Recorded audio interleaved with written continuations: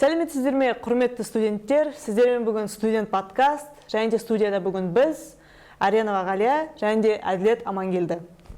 Бүгінгі біздің көтеретін тақырып негізі қазір уақытта өте өзекті. Ол сабақ пен жұмыс арасындағы студенттің балансы. Мен ойымша қазір студенттердің көбісіне мысалы таныс тақырып ол, өйткені біз мысалы екеуміз де жұмыс жасаймыз қазір уақытта. Мысалы екінші курстан бері, бірінші курстан бері жұмыс жасайтын студенттер де бар. Сондықтан бірақ мысалы жұмыс жасағанымызбен қатар біз әрине сабағымызды жақсы ұстауымыз керекпіз. Өйткені мысалы грантта оқитындар адамдар бар, жалақы төлейтін адамдар да бар мысалы осы университетке. Сондықтан оларға да көп мысалы ақша керек, осы жыл сайын төлеп тұру үшін, және де өздерінің мысалы қызығушылықтарына дегендей хоббилеріне адамдар өзінің ақшасын әрине жұмсайды. Мысалы неге студенттер жұмыс жасайды, қазіргі уақытта неге көп студенттер жұмыс жасайды? Өйткені бәрі енді білеміз, көп нәрселер қымбаттап жатыр қазіргі уақытта. Сондықтан студенттер өз ата-аналарына әрине бір жүк, артық салмақ қосқысы келмейді. Әрине сонымен қатар басқа қалада оқитын студенттер бар, шетелдерде оқитын студенттер бар. Оның бәрі мысалы оқудың бәрі әрине өте қымбат. Және де осы бір жас студентке оның бәрі мысалы үлкен жүк болуы мүмкін. Мен ойымша негізі студенттер жұмыс жасау ол қазіргі уақытта бір өте жақсы тәжірибе. Өйткені біз мысалы жаңа бір үлкен өмірге дайындалып келе жатқандай боламыз. Мысалы мен де қазіргі уақытта жұмыс жасаймын. Көп уақыт жасамасам да енді жұмыстың дәмін сездім деп айтуға болады. Мысалы Әділет, сен өзіңнің бірінші жұмыс тәжірибең жайлы қалай айтып кете аласың? Ғалия, өте дұрыс орынды айттың. Қазіргі ең өзекті мәселелердің бірі деп айтуға болады. Ол әрине оқу мен жұмысты қатар алып жүру. Мен осыған бір дерек келтірсем, халықаралық студенттер қауымдастығының дерегіне сәйкес, әлемде 60%-дан астам студенттер оқу кезінде жұмыс жасаса, олардың 45%-ы сол жұмыс кезеңінде стресспен жаңағы шаршауды жиі сезінетінін айтқан. Сондықтан сенің сөздерің орынды, көбісі жаңағы ата-анасына ауыртпашылық түсірмеу мақсатында солай қосымша түрде жаңағыдай табыс тапқысы келеді. Себебі біздің заманымыз сондай, ақшаның бір жетіспеушілігі әрине тауып жатыр ғой ата-анамыздың барлығы, бірақ әрине ол жетіспеушілік болады. Сондықтан біз көбіне жаңағыдай онлайн жұмыстар болсын, немесе жаңағы түнге дейін болсын, тіпті официанттың өзін айтуға болады. Енді мен мысалға өз жұмысымды айта кететін болсам, менің жұмысым өзіме өте қолайлы қазіргі кезде. Мен енді қазір фрилансер дейтін өте жақсы ғой. Мына бізге коронавирус келген кезден бастап ол өте қатты жаңағыдай сол кезеңде адамдар үйден отырып студенттер сабақ оқыды, ал мұғалімдер онлайн жұмыс жасады деуге болады. Сол кезеңнің бір жақсы жері осы фрилансер мамандығының, яғни несінің пайда болуы. Сол арқылы адамдар жаңағыдай онлайн жұмысқа бейімделді. Оның бір артықшылығы, сіз үйде жүріп ақ, тіпті сабақ оқып жүріп ақ, жаңағыдай өзіңіздің шаруаларыңызды тындырып қойып, жаңағы жұмыс жасайтын жеріңізге жаңағы жұмысыңызды жасап жүре бересіз. Ал мен мысалы енді мамандығым журналистика болғаннан кейін, мен қазіргі таңда Серпер газетінде қызмет етемін. Онда 2 жыл болды осы уақытқа дейін жасап жатқаныма. Ол жердегі бір артықшылықтардың біреуі жаңағыдай мен мақаламды дайындап жазып жіберем, редактор соны қарап газетке шығарады. Ал ондағы менде плюс, мен еш қиналмаймын, редакцияға барып жүрмеймін деген секілді. Сол арқылы мен өзіме табыс тауып отырмын. Сондықтан студенттерге қазір бір түнімен жұмыс жасаудың да қажеті жоқ. Әрине енді онлайн жұмыс бәріне дерлік табыла бермейді. Себебі Атырау облысының өзінде мысалы журналистика мамандығын таңдайтын болсаңыз, тек қана жаңағы Атырау ТБ, Каспий университеті деген секілді жерлерге ғана бара аласыз, бірақ олардың өздеріне сіз күнделікті түрде баруға тура келеді. Ал осындай онлайн жұмыстарды табу қиын, бірақ енді айтады ғой, ізденген адамға барлығы да болады.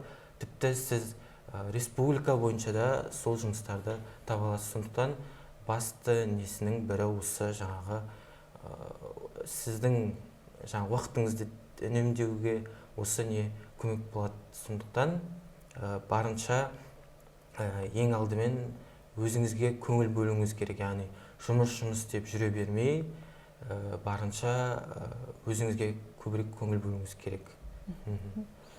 Әділет, сен негізі жақсы ойды айтып кеттің, осы өзімізге көңіл бөлу, және де осы бір қызықты тақырып көтердің, фриланс. Қазір уақытта енді көп блогерлер де, танымал адамдар да айтады, фрилансқа көшіңіздер. Қазіргі мысалы болашақтың жұмыстары ол деген SMM, мобилограф сияқты мысалы осындай фрилансерлер. Бірақ сен айтқанымен қатар, сен осы айтып кетедің ғой, ол жұмыстарды табу қиын, және де әркімнің қолына келе бермейді. Ол өте дұрыс, өйткені деген әр адамда ондай қабілет жоқ. Мысалы өз-өзін ұстау, бір дисциплинаны сақтау үйдің ішінде жүрген уақытта. Сондықтан мысалы кейбір блогерлер айтса да, SMM болыңдар, мобилограф болыңдар деп, жастар түсінбеуі мүмкін. Мен қай жерден бастаймын, ал бірақ курстарды оқиын десем, олар қымбат. Мысалы мен өзімнің тәжірибем жайлы айтып кетсем, мен қалай мысалы SMM жұмысына өзім кірдім. Ең алдымен негізі мен жұмысым басталуы ол жаңаша курсынан басталды. Жаңаша деген ол осы тегін курс, және де оны деген ЧО қамтамасыздандырады, олардың спонсорлары.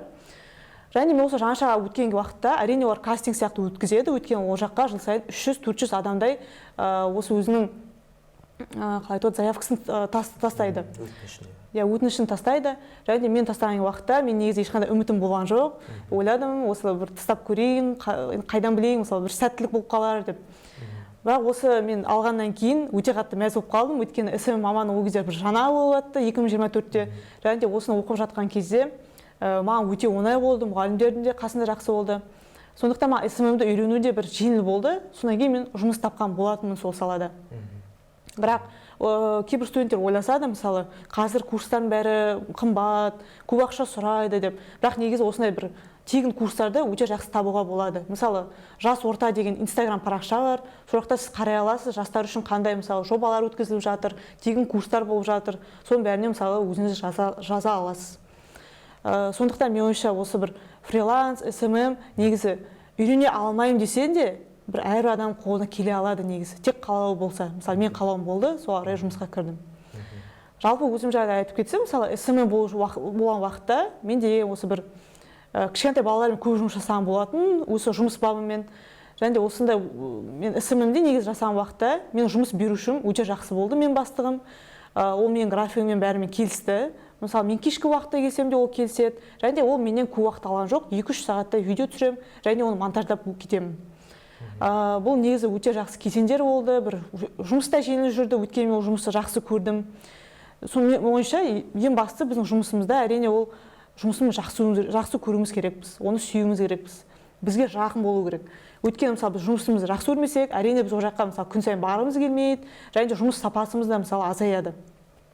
Кейбір студенттер мысалы амалсыздан жасайды, мысалы даяршы болып дегенде бір ауыр жұмыстар болып жасайды. Мысалы кейбір студенттерден мен сұраймын, мен өзімнің таныстарымнан, сен неге осындай жұмыс бір ауыр жұмыстар жасап жүрсің, мысалы сен қабілеттерің бар жақсы, неге жеңілдірек жұмыс таппайсың деп. Бір студенттер айтады, менің мысалы коллективім жақсы, менің ортам жақсы, мен кеткім келмейді, жалақы аз болса да мен қасында ортамдағы адамдар жақсы, және де басқа жұмысқа барсам мен қорқамын, мені қабылдай алмай қалама деп. Мен ойша қазір жас студенттердің бір үлкен қорқынышы сол қасындағы ортадағы адамдарың. Олар сені қалай қабылдайды? Мысалы, кейбір адамдар болады, кішкентай деп, ол адаммен санаспайды, сөздерін елемейді. Бірақ негізі студенттер айтарым, әрқашан өз-өздеріңізге сенімді болыңыздар. Мысалы, сіз кішкентайсыз деп санаса да сізді, мысалы 18-17 жастағы студенттерді, бұл әрине оған сіз қарамауыңыз керексіз. Ең басты сізге әрине тәжірибе керек. Және де сол жұмыста алатын қандай пайдаңыз болады, соны ойластырыңыз. Кейбір студенттер ойлайды, жалақысы болса, мен сол жұмысқа барамын деп. Бірақ әр нәрсе әрине жалақыға қарамайды. Мысалы, біздің денсаулығымыз дегендей, біздің өзімізге арнаған уақытымыз, соның бәрі де бірге болу керек.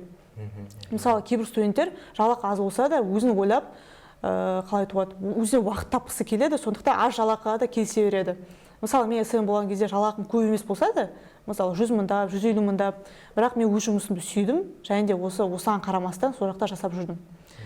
Сондықтан айтарым сіздер студенттер, ең бастысы әрине сізге сол жұмысқа құлшынуыңыз керек.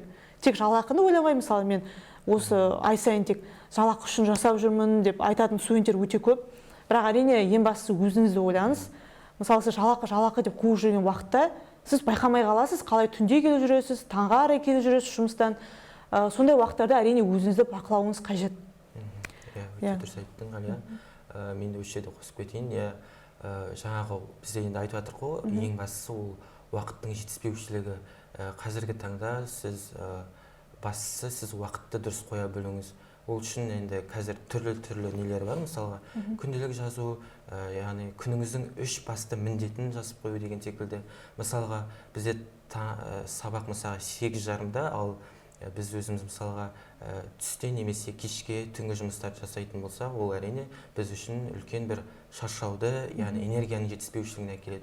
Сондықтан бастысы энергия жетіспеушілігін тудырмау үшін өзіңізге барынша демалыс арнаңыз. Мысалға, бос уақытыңыз бола қалды ма, мен бос уақытымды бос өткізіп жатырмын ғой деп ойламаңыз. Ол жерде сіз бастысы энергия жинап жатырмын деп ойлаңыз. Мысалға, мен өзім кезінде мына онлайн жұмысты таппай тұрып, мысалға, алғаш осы оқу орнына түскен кезде мен өзім Бургер Кинг дейтін жерде жұмыс жасадым. Мысалға, сабағым таңертең, мен онда мысалға сабағым 2-лерде бітсе, мен 4-терде жұмысқа баруым керек деген сияқты. 4-тен мысалға 1-ге дейін мен сол жерде жұмыс жасаймын, ал өзім 2-де келем үйге. Ол кезде менде бір сабақ оқуға энергия жетіспей қалады. Яғни сол жаңа басты мәселеміз бізде энергияның жетіспеушілігі. Сондықтан барынша өзіңізге уақыт бөлуге тырысыңыз. Демалысыңызды бір не ретінде қарамаңыз, және бастысы денсаулықты ең бірінші орынға қоя білу, ол ең маңызды себебі. Денсаулық бар болса, сіз кез келген ортада, кез келген жұмыста өз-өзіңізді жақсы сезіне аласыз. Егер сіздің денсаулығыңыз болмаса, сізді ешбір жұмысқа алғысы келмейді. Сондықтан бастысы денсаулықта бастысы. Мен сенімен толықтай келісемін, әділет, осындай жақсы ой. Мысалы, кейбір студенттер менде ұмытып кетуі мүмкін. Мысалы, оның отбасы да айтса да, сен шаршап жүрген жоқсың ба деп, олар айтады. Жоқ, мен шаршап жүрген жоқпын, бәрі дұрыс дейді. Бірақ өздері де кейде байқамай қалады, қалай эмоционалды күйзеліске түсіп кеткен. Мысалы, менде ондай болды. Және де эмоционалды күйзеліс мен ойымша бір өткір тақырыптардың бірі қазіргі уақытта. Және көп студенттер мысалы жазады өз блогтарында да, мысалы мен осындай шаршап жүрмін жұмыстан деп. Сондықтан студенттер енді біздің ойымызды елейсіздер деген ойдамын. Осындай бір жақсы тақырыптар көтерілді бүгін. Жақсы ойлар айтылды деп болады. Ең бастысы өздеріңізді ойлаңыздар, эмоционалды күйзеліске түсіп кетпеңіздер. Сіздерге тек осы жақсы жұмыс орындарын, жақсы бастықтарды әрине тілейміз. Және де өзіңіздің графигіңізді дұрыстап, әрине күн уақытыңызды бәрін дұрыстап бақылаңыз. Бастысы жақсы маман болып шығу керек қой. Енді жұмыстың ешбір жаманы жоқ. Сондықтан бастысы өзіңізге көңіл бөліңіз дегіміз келеді. Сабақты да әрине ұмытпаңыздар. Ал ендеше осы біздің подкастымыз осылай аяқталады. Сіздермен болған тағы да Арена Ғалия және де Әділет Амангелді. Ал сіздермен енді келесіде кездескенше. Аман сау болыңыздар.